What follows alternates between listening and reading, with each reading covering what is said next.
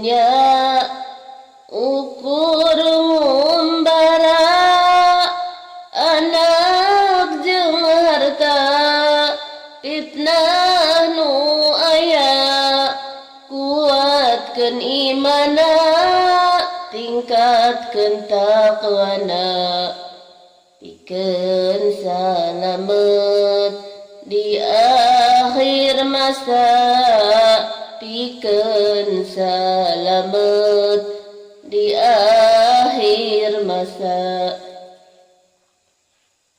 lobakeun mi eling pasti bakal maut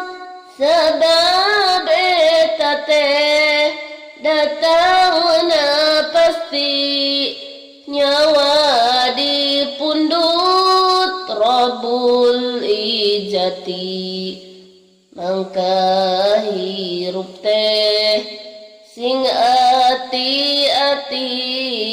mangka hirup teh sing ati-ati datangna ajal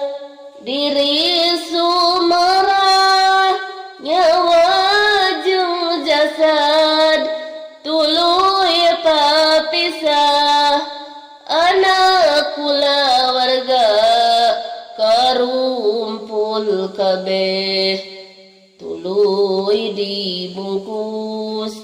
jasadku boeh tuluy dibungkus jasadku boeh nu ngantar mayit tilu perkara amal jeung harta anak kulawarga harta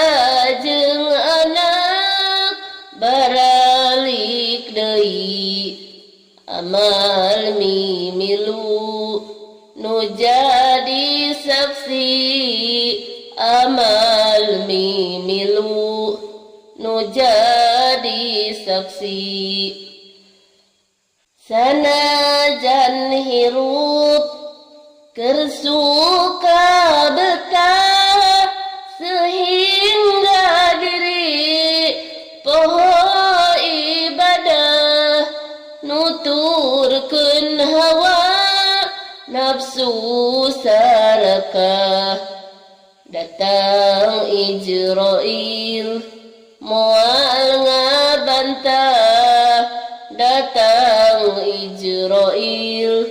moal ngabantah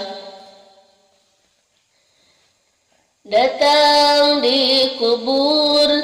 teh hirup deui munkar wa nakir nu waktu harita lisan dikunci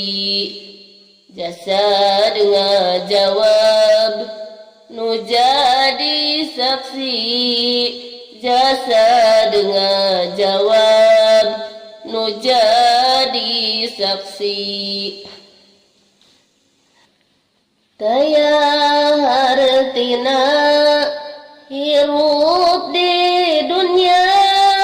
salami hirup midamel dosa poho ka diri bakal cilaka